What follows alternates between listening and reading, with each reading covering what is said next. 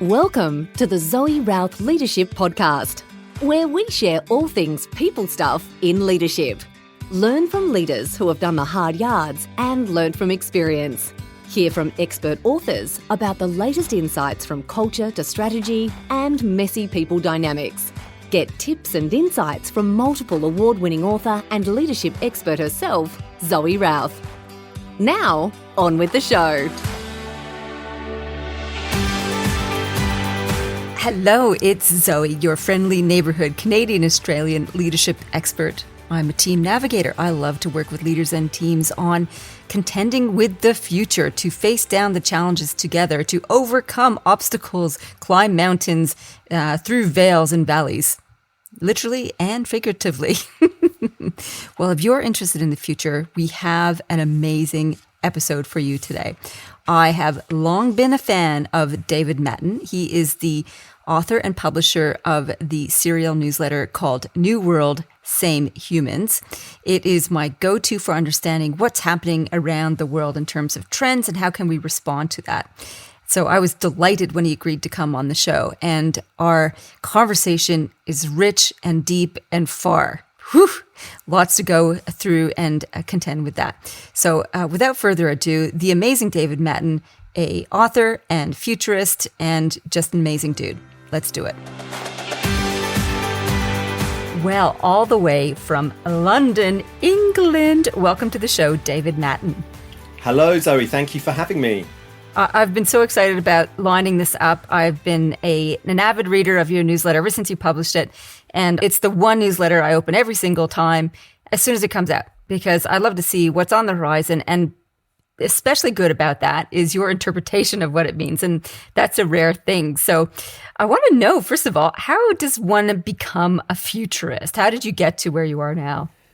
There's no one specific path, I would say. It's an interesting industry and there are lots of different winding paths towards it. And it tends to attract a sort of quite a kind of grab bag of random different types of people. My own journey to it was through journalism. So my deep background, if you like, is journalism. I started off as a journalist at the Times newspaper here in London, and I was on the features desk. I was writing all kinds of features about all kinds of stuff. But this is kind of the early 2000s, the mid 2000s, 2005, 2006. It was clear that we were at the outset of an amazing story about technology. And then if you remember way back in 2007, it makes me sound prehistoric now, the iPhone happened in 2007. I was writing more and more and more about technology and its impact on our lives. And that was something I'd always been interested in, always one of my central interests. So I gravitated towards thinking about the future and writing about the future. And from journalism, I ended up joining a trend firm here in London, one of the big original trend firms that speaks to clients about trends, the trends reshaping the world around us, the trends reshaping human behavior, and what they mean for large organizations, obviously often large businesses. And I became head of the content side, the head of the research side of the business for this trend firm. Did that for a number of years, and I'm now independent, as you say. Now the center of what I do is a newsletter called New World, Same Humans, and it's about the trends, the forces, the shifts, reshaping our shared future. And I write that, and I love building that community, and then I consult. I have a lot of conversations with organizations about the future, what it means for them, how they should respond to it. So that was my journey into this position I'm in now. I love it. So I love that curiosity drove you into this field, and that sort of is animated every day in the work that you do, which I absolutely love. Thank you. Coming back to the launch of the iPhone in 2007, that doesn't feel that long ago, to be honest. Do you remember what your predictions were all the way back then with the emergence of this technology, and did they come true? Do you have any recollection of that? I remember, I was more in mainstream journalism then, but I remember thinking this is a really powerful moment and someone has nailed the experience that will make mobile internet happen for everyone. Because believe it or not, in my personal life, I'm not a particularly early adopter of technologies. I'm not particularly enthusiastic, rampant adopter of every new technology that comes along, which seems to surprise, other people that read my work. They would think I would be. I'm really not. I'm quite reluctant to adopt new technologies. They really have to make a great case for themselves before I can be bothered really to adopt them. And I remember thinking, I've never been particularly interested in having a mobile phone, as we called them then. Certainly not interested in a BlackBerry. But wow, this is interesting because it makes it so easy, and it's just so perfect that even I can be bothered with it.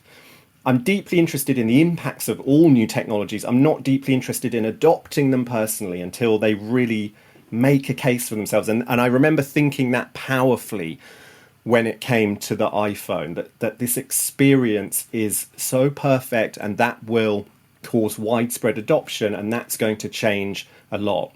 I am fond of telling a story about my deeper roots as a futurist. It's a bit of a self-aggrandizing story, but I will tell it on your podcast nevertheless. Oh, go for it. I remember saying as a child to my mother, do you think there will ever be a time when everyone just carries a phone around in their pocket? I think it's because Dad had just got the first ever mobile phone, like one of those massive brick mobile phones. Do you think there'll ever, and it was ridiculous, no one else had one, but my dad had one. Do you think there'll ever be a time when everyone just carries a phone around in their pocket and, households don't have a phone number because you don't need that because everyone's just got their own phone? And my mum said, no, definitely not. That will never happen. And I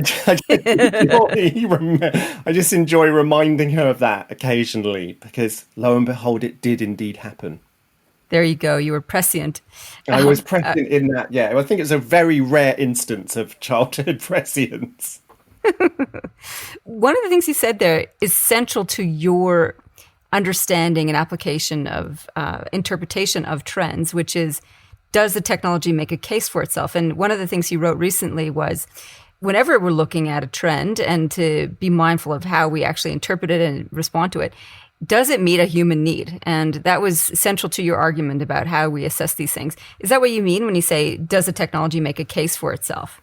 Yes, I think that's at the heart of it. A part of a technology making a case for itself is it just working, it becoming so easy to use that the experience almost disappears and it becomes part of your life. I mean, that's the beauty. I mean, and this is all a cliche now, but that's the beauty of the iPhone. Using it is just so natural. It's like using a part of your body, and the experience just disappears. I'm looking at my iPhone going, are you a part of my body? Don't know about that. There's certainly thinkers that believe that essentially, yes, our phones have become an extension of ourselves and an extension of our own brains. And I can relate to that. So that's part of it. And to make that kind of seamless, invisible experience is incredibly difficult. To make an experience that's so good that no one even really notices the experience is so difficult.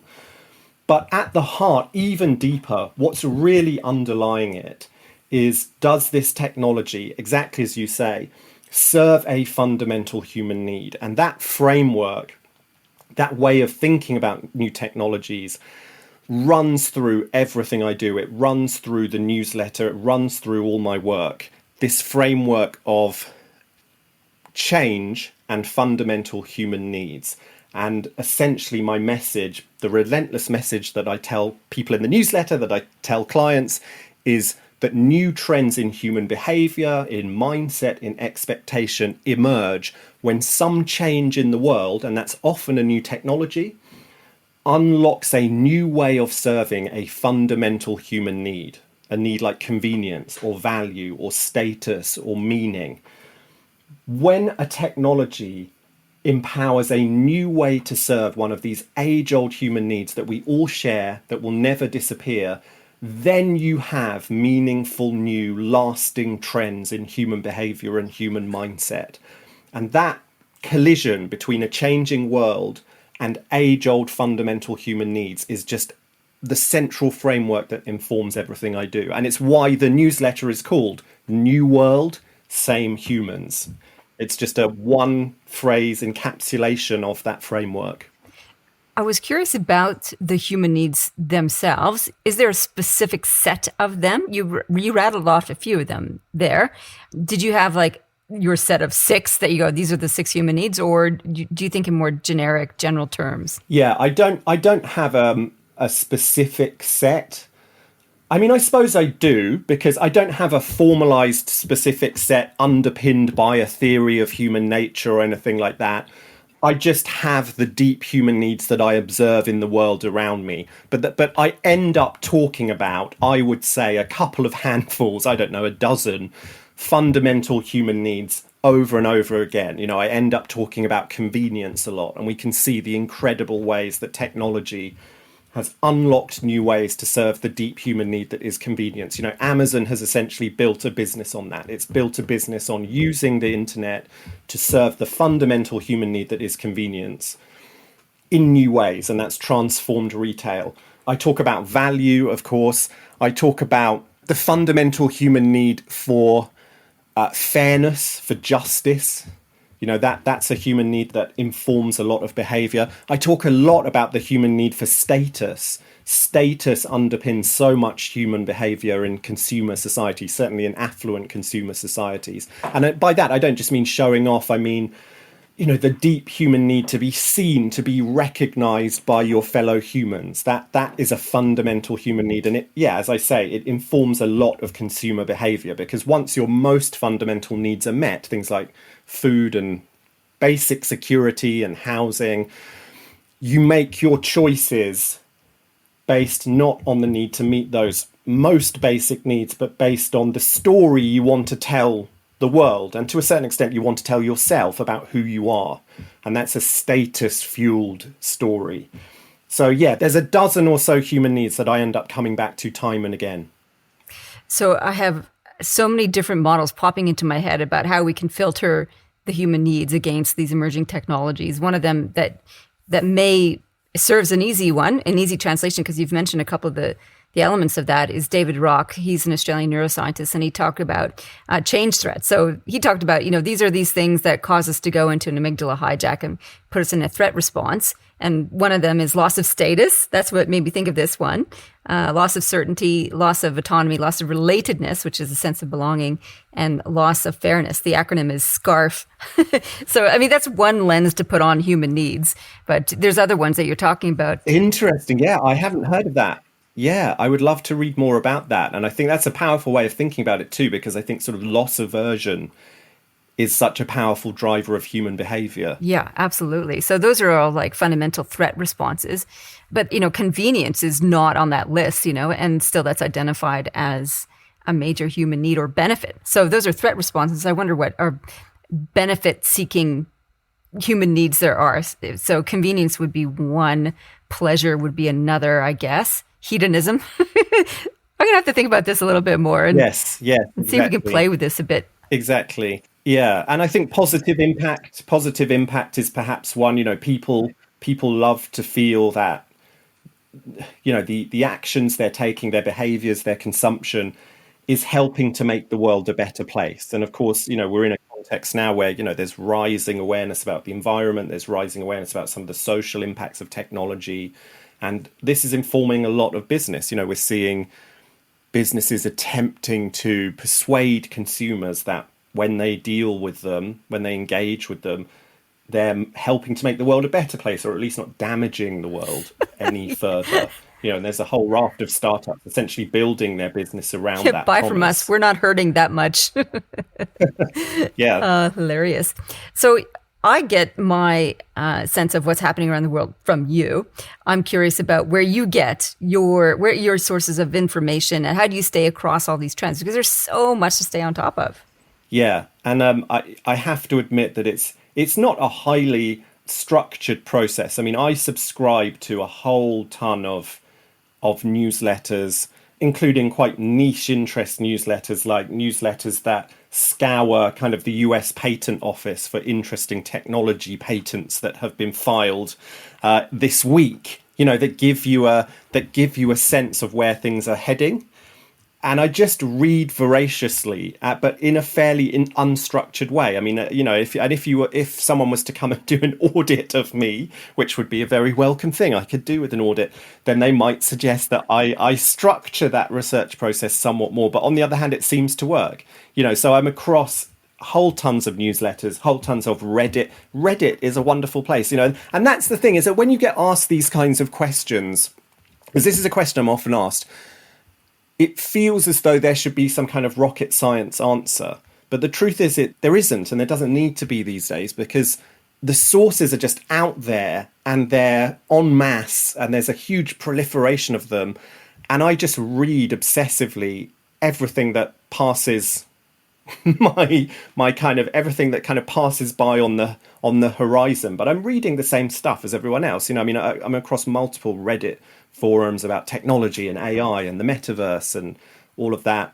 And yeah, just obsessive reading. It's more the obsessiveness and the volume of information that I think is probably different between me and others who just have a more casual interest in this sort of thing. And then what happens is that when you write every week, a set of themes emerge that are just latent in the background. They're always in the back of your mind. And that sort of structures the way it does. So I suppose, to be fair to me, it does lend a certain structure to this reading you're doing, because in the back of my mind, I'm always tracking these big themes.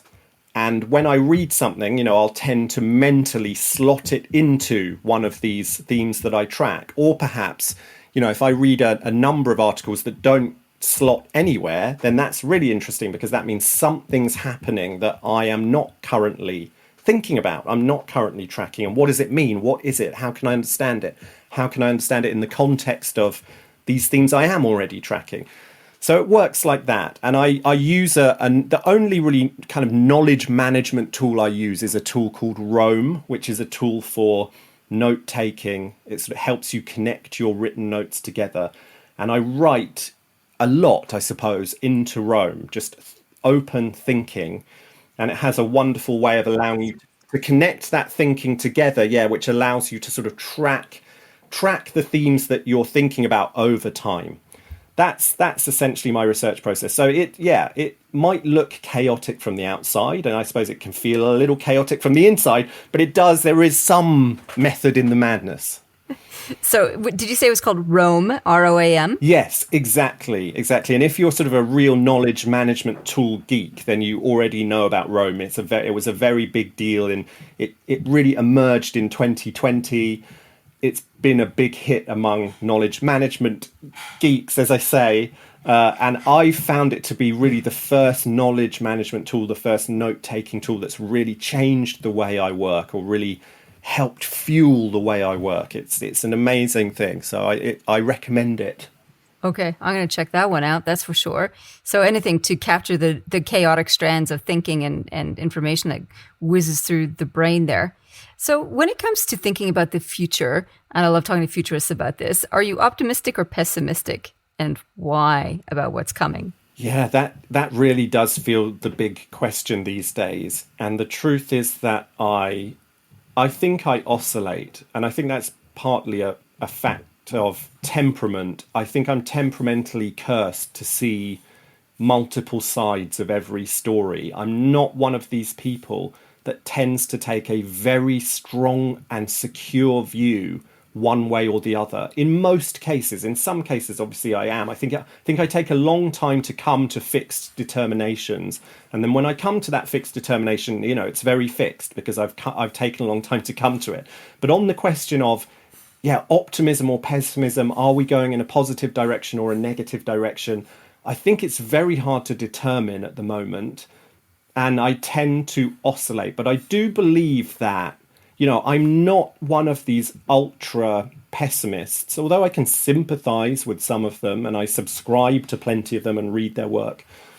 I'm not one of these ultra pessimists who believe that technology is necessarily leading us in a disastrous direction. I think we can use technology to build a world that is better.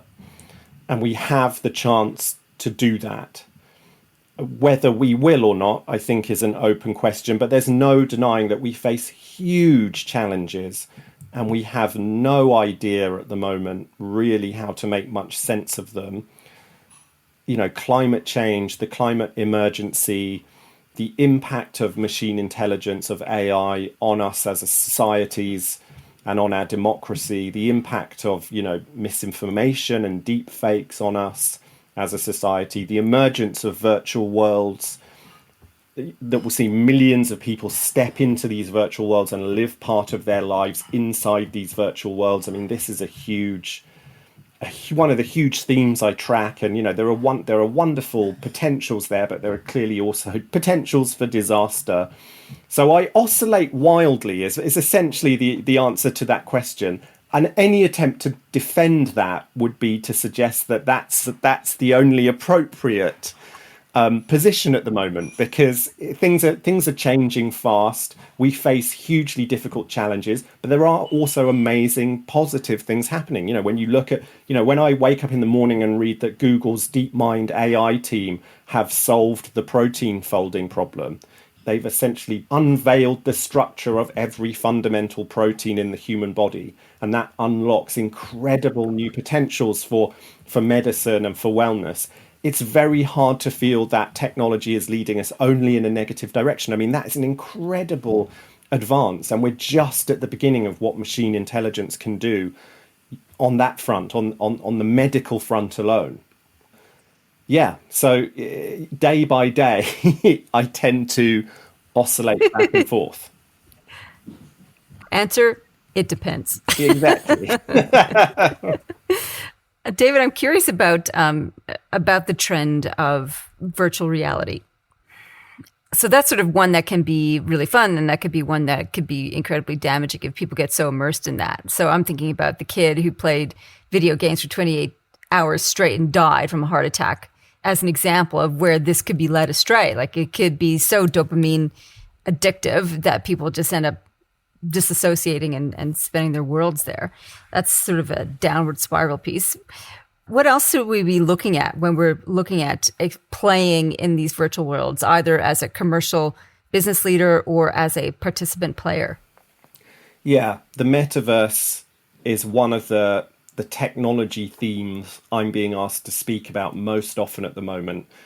There was a huge amount of hype around it in 2020 and 2021, and now Facebook's changed its name to Meta, and everyone's talking about the metaverse. Everyone's very excited about it. My fundamental message on the metaverse is a version of the fundamental message that I always give and that I talked about earlier on. I'm relentlessly telling clients, yes, these new virtual worlds are very shiny and exciting and they feel very new and all of that's great. But don't forget that as we step into these virtual worlds, we'll bring our fundamental human needs with us. We will bring human nature with us as we step into the metaverse. So think of the metaverse as virtual domains, virtual worlds where people quest after the same old human needs that they always have. Value, convenience, status, meaning, pleasure. That just gives you an anchor around which to ground your metaverse innovation. Think of the metaverse through the lens of fundamental human needs, and we're seeing amazing things happening. I mean, clearly, the most obvious, clear, fundamental human need at the moment is around entertainment and around access to amazing experiences. I was talking last night I was doing a virtual talk, an online talk to a crowd in Brazil last night UK time, a crowd at Telefonica in Brazil, and they wanted to talk about the metaverse. And I was showing them an example. The Serpentine Gallery, which is a very prestigious art gallery here in London, ran an exhibition with the US street artist Cause, and he does like sculptures, he does paintings. But for the first time ever, they did something different. They built a mirror image of this exhibition inside the massive online video game Fortnite. So millions of people actually visited this exhibition inside the metaverse, inside the video game Fortnite, and got to walk around it and see the paintings, see the sculptures.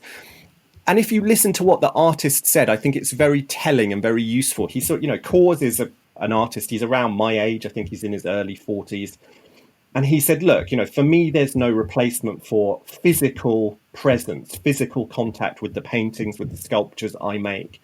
But I have to accept that for millions of people, hundreds of millions of people, they're having experiences that are meaningful to them, that are real to them inside this video game world. And I just wanted to connect with those people, to offer them my art, in a new way, in a way that's meaningful for them, in a way that they can access, because obviously hardly anyone can get to the Serpentine Gallery in London, but anyone can step inside Fortnite.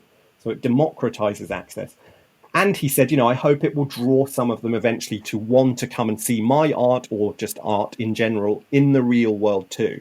And I think that's a very telling, useful set of statements, because I think, we're searching for a definition for the metaverse. I think the most fruitful definition is simply that this is about the emergence of an internet of experiences, an internet that we step inside, not an internet of information that we look at on a screen, but an internet that we step inside. And when we step inside it, we have experiences that are meaningful to us, that are in some sense as real to us as the experiences we have out there in the world. And we all understand the varied nature of the experiences we have out in the world and how they serve, certain fundamental human needs. Think about those human needs when you're thinking about the experiences you can deliver in the metaverse. I think it's listening to you speak about the internet of experiences. I think that's a wonderful way of looking at it. I think the potential to actually accelerate human empathy and compassion is huge. So if people can have these wealth of different experiences from their living room, instead of having to hop on a plane and go travel the world, which hitherto has been a really wonderful way to get to understand different cultures and different peoples, and therefore broaden our sense of empathy and compassion for our fellow human. If we can do it with virtual reality, I think potentially this is one possible future. We could accelerate that sense of connection and appreciation of one another. And that's my optimism lens put onto that frame of mind. And I often saw that as the potential for virtual reality, is to help literally walk in other people's shoes more readily and more easily with these types of experiences. Is that one of the things that you're exploring as a potential offshoot or benefit of the internet of experiences? Yes, I think that is a really powerful strain of exploration. And as you say, VR's ability to allow us to walk in someone else's shoes, to see through someone else's eyes, to experience the world as someone else does, or at least approximate that, get a little closer to that, is really powerful, is really exciting. I've written before about virtual reality as a kind of empathy machine that can allow for this, and it can allow for it in a powerful, new, exciting way. And again, you see that desire to reach out to others, to see the world through their eyes, has always been a part of human nature. And it's fueled other art forms. It's fueled fiction. We turn to fiction at least partly to see the world through the eyes of another. Now virtual reality is unlocking a new way to serve that fundamental part of our nature. And as I say, that's when you get lasting new trends. And I think a lasting new trend will be innovations that tap into that seek to serve that. And if I remember rightly, I think what drove me to write about this a few years ago was an NFL team in America using virtual reality experiences as part of their anti-racism training. And it was essentially about stepping into a virtual reality world and seeing and feeling what it is like to be the victim of racial prejudice, in order that your empathy for that kind of experience grows. And of course, no one's saying it's the same. It's clearly not the same. But just to give you more of a feeling, more of an indication of how that must feel as a human being, to walk in those shoes for a little while. And I think we'll see far more of that. And of course, as virtual reality becomes more realistic, quote unquote, as it becomes more compelling and more accessible to people, I think that will grow. And that has the beginnings as well of, there's tools and there's applications like this anti-racism training idea, and there's art forms as well. There's amazing new kinds of art that allow us to see through the eyes of another in a new way, just like the novel did, when it emerged, 200-300 years ago in the 1600s, 300 years ago, 400 years ago. So that's going to be something to watch. It's going to be very, very interesting. And I'm very interested in the way virtual worlds will allow for the emergence of new kinds of art form. Oh, yeah, I think that's a really cool extension of this whole idea of virtual reality and what it can offer. Just on reading fiction and novels, like a lot of futurists read science fiction. Is that one of the things that you read voraciously or not? Do you go in for fiction at all? Yeah, I do. I do read science fiction, and I read a lot of fiction generally. And actually, I mean, the origins, the roots of my my journalism were in book reviewing. You know, what I was at the start was a book reviewer and a book interviewer. So I interviewed all kinds of novelists, people like Jonathan Franzen, Jeffrey Eugenides, David Mitchell, the guy who wrote Cloud Atlas. Great roster of novelists. It's like a different life now, and because I'm getting older, it's kind of quite long ago. That was the roots of my journalism, and I did that for quite a few years. I did a lot of book reviews. I interviewed novelists. Fiction has always been one of my kind of first loves, and again, it's rooted in. There's a common root to all of it because fiction seeks to explore universal human themes in a specific context, in a specific historical context. It's about the collision of a specific context and what is universally human. So what changes and what never changes. That framework remains at the heart of my thinking about this moment and about the future. It's not, exactly. It's not essentially a framework I invented. It's a deep framework that helps make sense of a lot of history, and it's a framework that fuels proper thinking, or I'd say the deepest kinds of thinking about our culture, which you often find in fiction. And this is related to the thought that in the end, even the word futurist is a word I have an ambiguous relationship with, because there's a lot of hokum and there's a lot of, highly dubious kind of material and thinking espoused under the banner of futurism that I don't particularly want to be associated with. But fair enough, I spend a lot of my time thinking about and talking to organizations about what's coming. But that is rooted in an understanding of what is happening now, and also an understanding and respect for the past, for history. Really, the best futurists are what they are in the end is actually a species of historian. There's no data, there's no information from the future. There's only data and information from the past.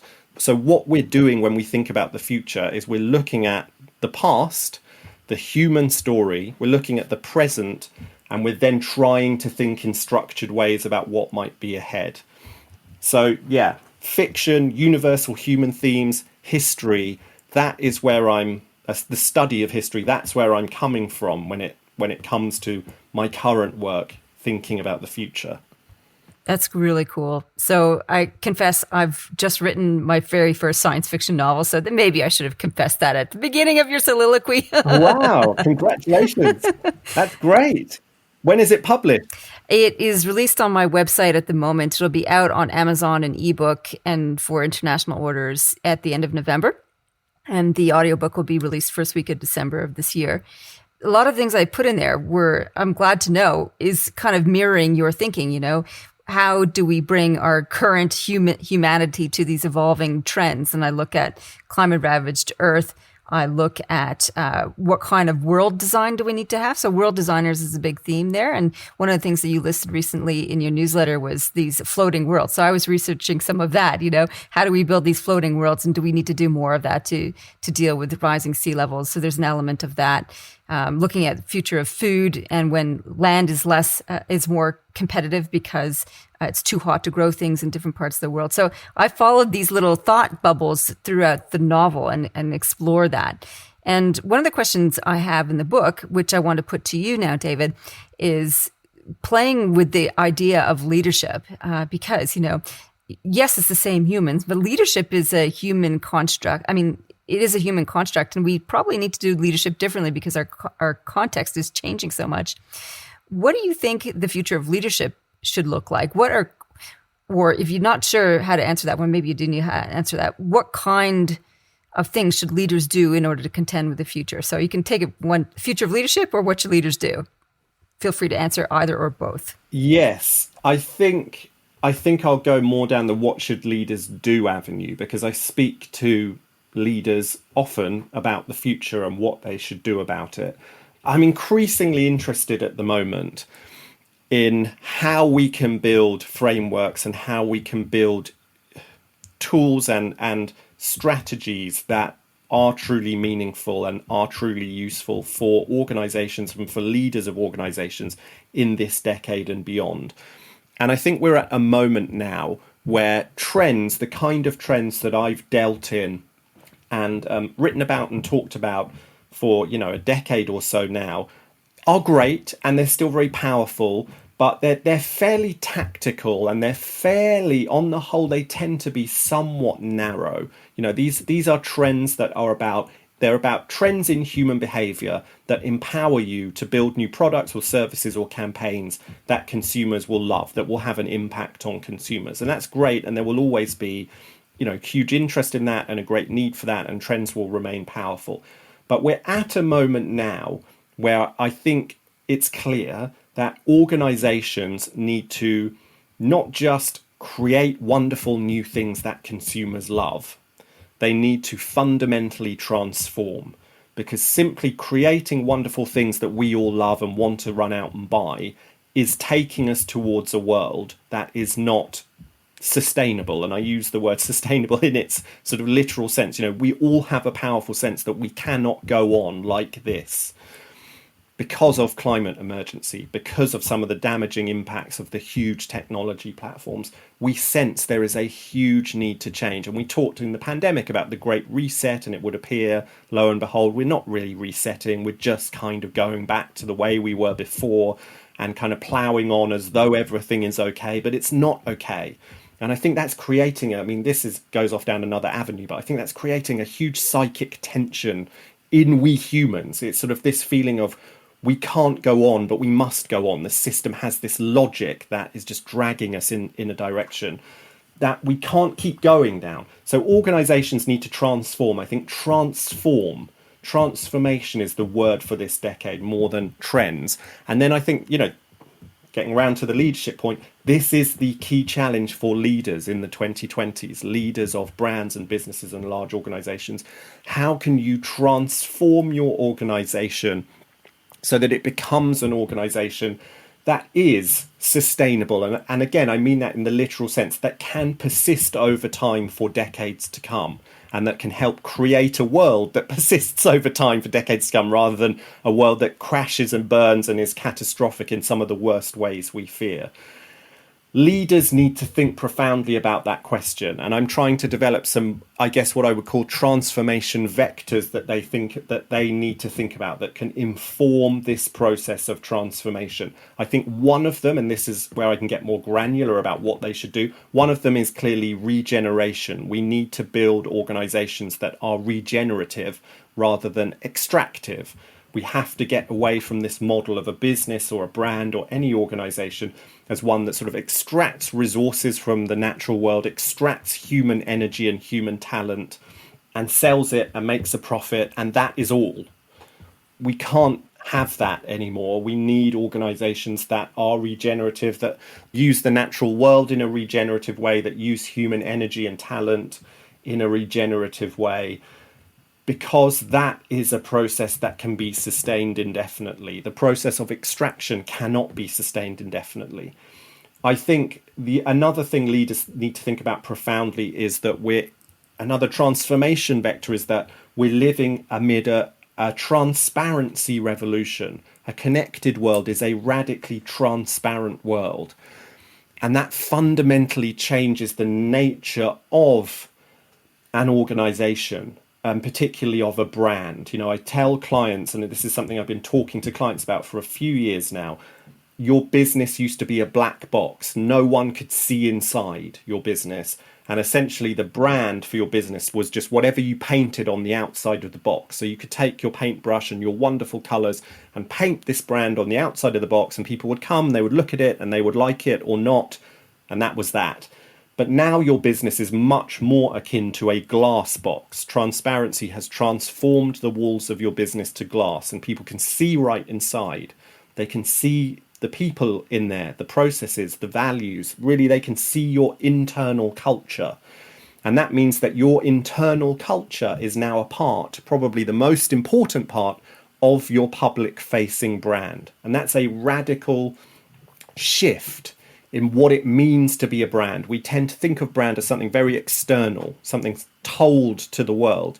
Now brand is really much more about internal culture and something the world sees. It's something you have to show the world, and you show the world by enacting a great culture inside your organization and letting people see it, or turning that great culture into stories that seep out into the world.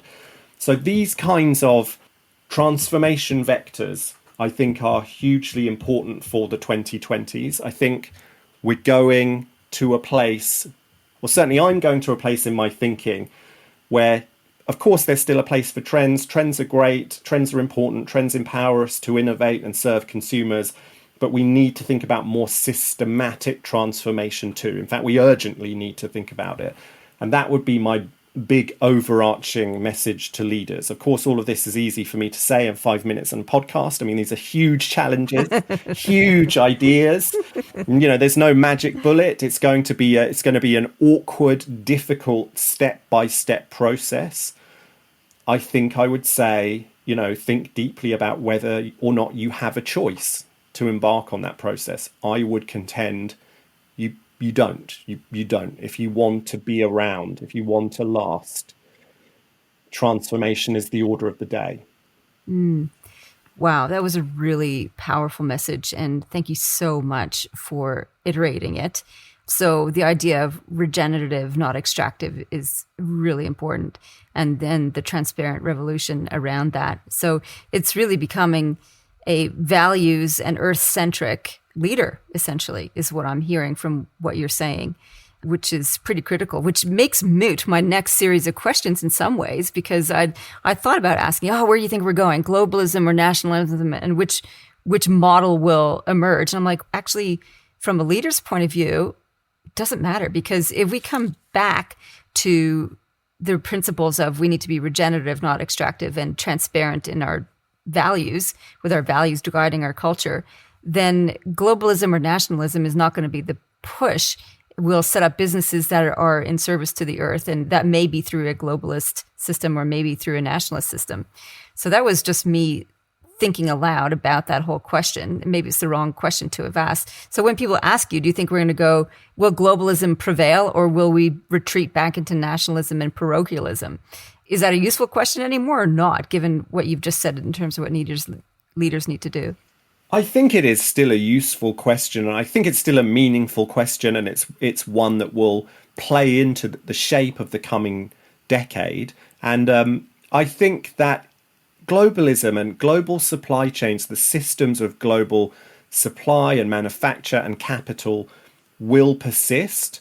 But I think, especially given the experience we've just lived through, the pandemic, the experience of the last 24 months, there's clearly a need to bolster local resilience and more local forms of business and supply, and just more local forms of life. We can't build a single global system that leaves us all vulnerable to one glitch in that system. We can't have a situation where one glitch in that global system sees everything fall apart. And the pandemic has been a powerful lesson in how, when global systems fall apart a little bit, it's the local, often what's immediately around you, it's your neighborhood even, and your neighbors and local resources, local people that are there for you, that ride to the rescue to a certain extent. I hope that localism doesn't collapse into a kind of narrow parochial nationalism, though we all see that there are, we're seeing quite a lot of that play out at the moment. There are clear risks there. I hope that we can develop an enlightened, sustainable localism that rescales some aspects of life to a more human scale. Local energy generation, local supply chains, local food production, all of those are wonderful things that would be good for the planet, that would be good for us as human beings and as communities. And I think that there's a real opportunity to help create that. And perhaps that's another one of those transformation vectors that, I'm thinking about. How can big global corporations help develop that new kind of localism? and truly serve local communities and serve local communities differently depending on where they are? Those are powerful questions for the 21st century, I think. I'm adding that as a third vector, if you like, regenerative, not extractive, transparency revolution that is values driven, and resilience in our systems, particularly a reinvention of localism that's powerful. Wow. So that's a lot for leaders to contend with. And I'm excited because those three components, and there's more vectors as you're talking about, are things that people can sink their teeth into when they're looking at how do I contend with the future? Where should I be investing my energy? My last one is a political one. We're seeing the rise of autocracy in a number of different areas, and autocrats are coming back to the fore. Or did they ever go away? I'm not sure. And it's put a big threat to democracies around the world. Where do you see this going? How do we contend with that? Like the crumbling of democracies and threats to democracies. Just your opinion on that one, really, David? Yeah, it's a big question. I think that there's a couple of things I'd say about this. I think that, and I write about this in the newsletter quite a lot, I think we're moving towards a place where we're going to have something of a contest of systems, and primarily two systems: the liberal democratic systems that we in the global north inhabit, the UK, Australia, the US, and we see how those systems are under strain currently in all kinds of difficult ways. And then another system, a second system, which is the unprecedented technology-fueled authoritarianism that the Chinese, that the CCP, the Chinese Communist Party, is currently building. China is building a kind of state and a kind of political system that we have simply never seen before. It is totally unprecedented. It is absolutely remarkable, and it's kind of terrifying what they're building. I don't think this gets talked about quite enough or appreciated enough. China isn't just a traditional authoritarian state, and what it's building isn't just traditional authoritarianism with a bit of technology pinned on it. It's building something fundamentally new, which is a kind of techno-authoritarianism that we've never seen before. The big problem with authoritarian systems historically is that when a system is so centralized often around one man or a small politburo of men, and they were always men, 10 men or one man ultimately. When that happens, it's impossible for that system to process information fast enough to make sense of it and respond. Authoritarian states fail, autocracies fail, essentially because the dictator at the very top is simply unable, of course, to process all the information that he needs to process and make appropriate decisions fast enough. And the people around him and the system around him is too terrified of him to tell him he's making the wrong decisions, to tell him he's not processing the information properly. And in the end, those authoritarian states fail because of that. Stalin and a few advisors around him cannot plan an economy for the Soviet Union that functions. They're just no human beings capable of doing that. So centralizing that much control in a single human being simply doesn't work. But you can now build forms of authoritarianism centered around one human being, but that human being will be radically augmented by machine intelligence that can process all that information and that can make constant decisions, millions of decisions a day about the allocation of resources, about the nature of media, the ownership of businesses, everything.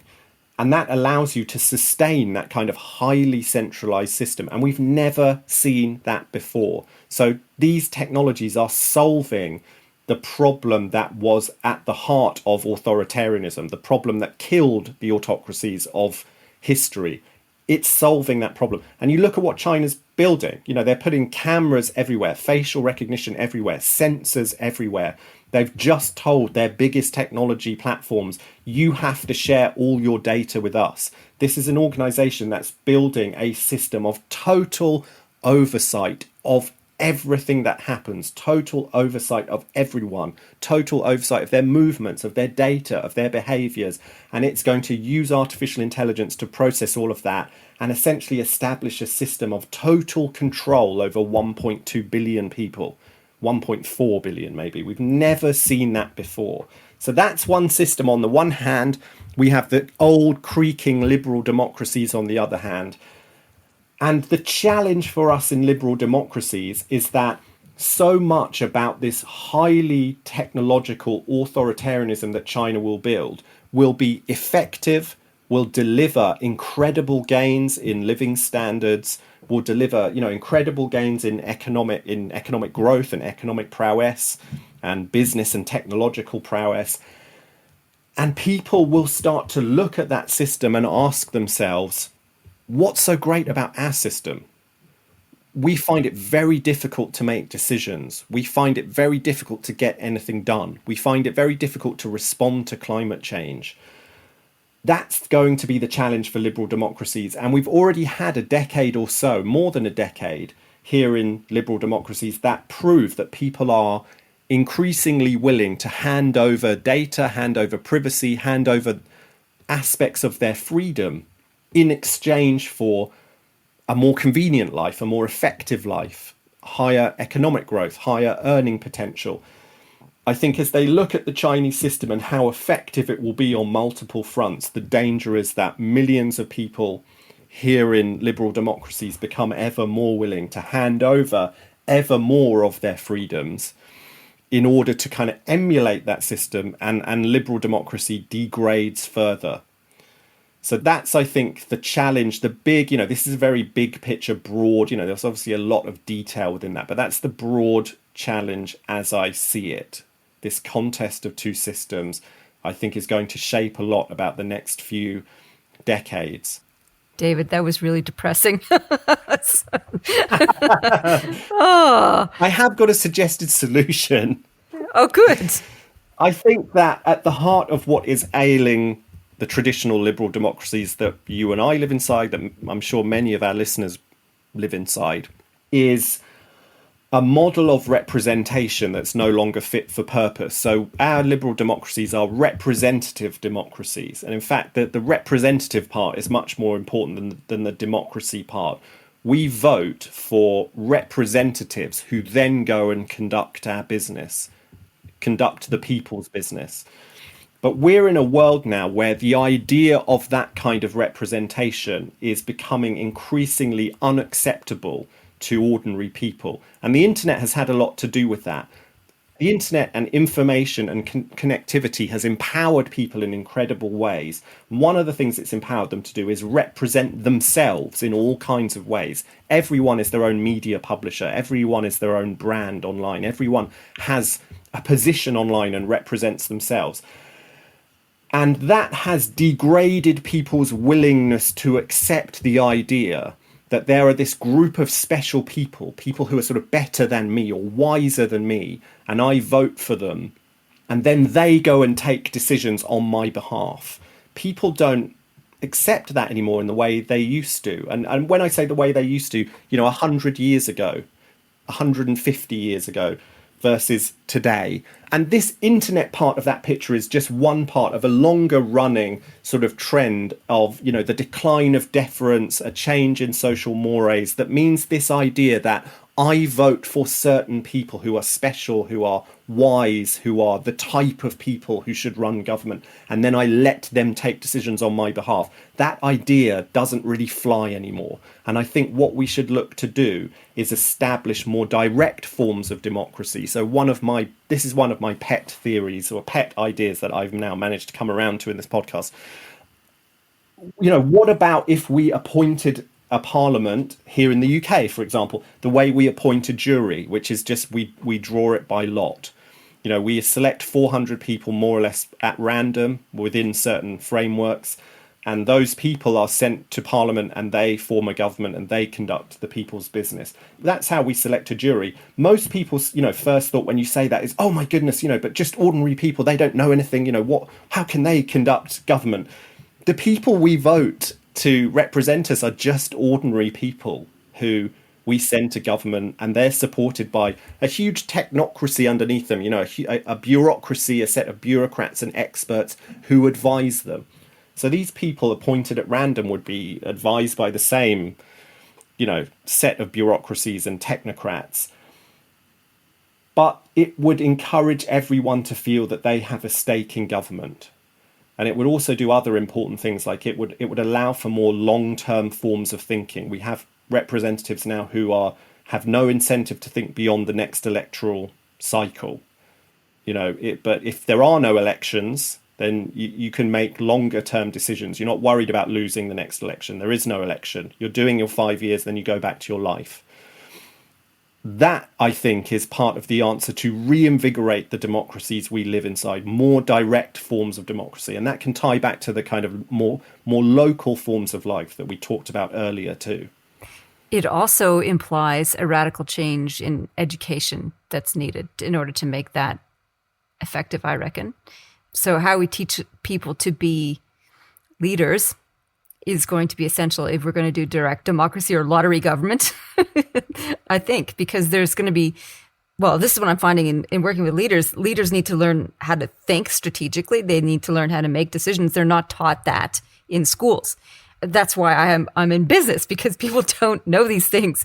And so they develop this leadership training in order to get across some of that stuff. So if we can embed that in our educational system from the outset, or maybe it's part of the initiation phase of these direct governments, et cetera. So that's where my brain went to with that. I think you're right.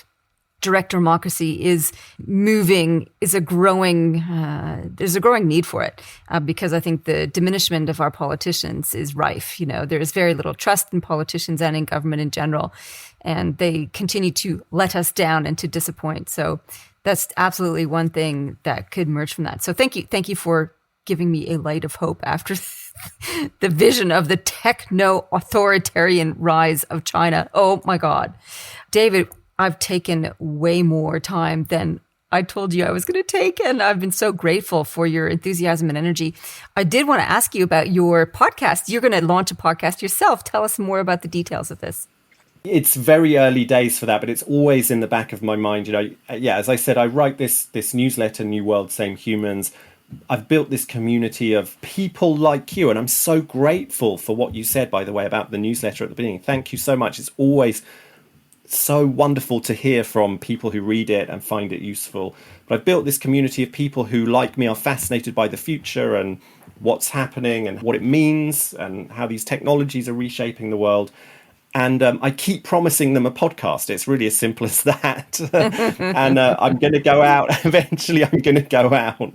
And I keep having conversations with potential guests. I've got some great guests lined up. And I just need to pull my finger out and start recording these podcasts. I do record the newsletter as a podcast too, because so many people ask for that. They want to listen to it while they're doing their daily walk or whatever it is. So every edition of the newsletter is also a podcast. But I'm going to launch a proper interview podcast, much like this one. And I really look forward to that. That's part of the next stage of New World, Same Humans. But, I started the newsletter in the pandemic when I had time on my hands and everything was quiet and no one was going everywhere. And this year, everything else has exploded. I do a lot of speaking at conferences and things like that. So, that's made it harder to get this podcast off the ground. But it is coming, I promise. Okay, well, there you go. So where can people find out more about you, New World, Same Humans, and stalk you for the launch of your new podcast? So where can we find out more?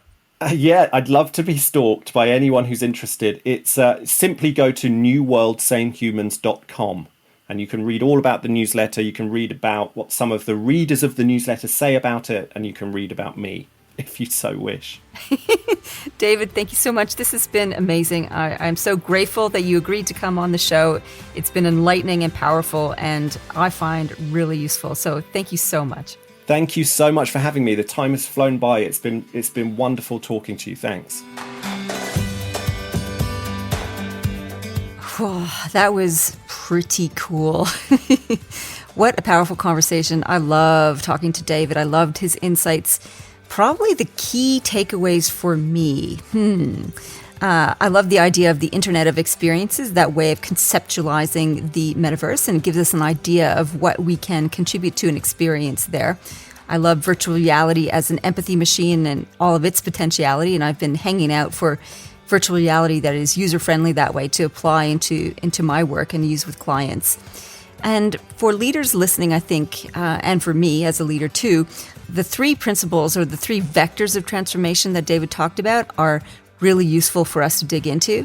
The idea that we need to be regenerative, not extractive as leaders, to look at our businesses and think, how can we reinvent ourselves so that we are not just taking, we are actually putting back into the world, into the environment. That's the core element of revamping and transforming our entire ecosystem and business ecosystem as well. So that's a pretty big one, regenerative, not extractive. The second one, the transparency revolution, and how that we can build a culture on our values and principles and tell that story as an essential way of exposing who we are and sharing who we are, particularly going hand in hand with being regenerative at the same time. And the third piece was the idea of building resilience into our systems and to look at localism as a way of building resilience across our environment and economic systems in particular. And then the bonus side offer at the end was this whole idea of direct democracy and how we need to revamp our liberal democracies so they are more user-friendly in this techno-savvy world, especially to contend with the techno-authoritarianism of the rise that is happening in China and what that could mean for global freedoms around the world. We have lots of work to do as leaders. We have lots of work to do, and if we are going to maintain a healthy planet and healthy freedoms and a wonderful way of life ahead. So I'm really excited for the future. That's my version of, am I optimistic or pessimistic about the future? I'm optimistic. I think we can lean into this because I know there's leaders like you who are listening to these types of shows who want to make a difference, who want to make a contribution to a future worth living in, a world worth building. And with that, that's a lovely segue into this show is sponsored by my novel, my very first novel. It's a near future science fiction dystopia, which looks at some of the challenges that leaders have and asks what kind of leadership do we need for the future when we do have to contend with all these technological changes and all these environmental changes. What can we build together in a world worth living in? It's called The Olympus Project, and it is out for collector's edition on my website. The ebook edition and print-on-demand version will be available on Amazon on the 20th of November. And the audiobook version will be available in the first week of December 2022. So grab yourself a copy. If you want a personally autographed one, you can order direct from me from my website. In the meantime, you know what? Live well, lead well. You've been listening to the Zoe Routh Leadership Podcast with leadership expert Zoe Routh. For more about people stuff and to contact Zoe, go to zoerouth.com.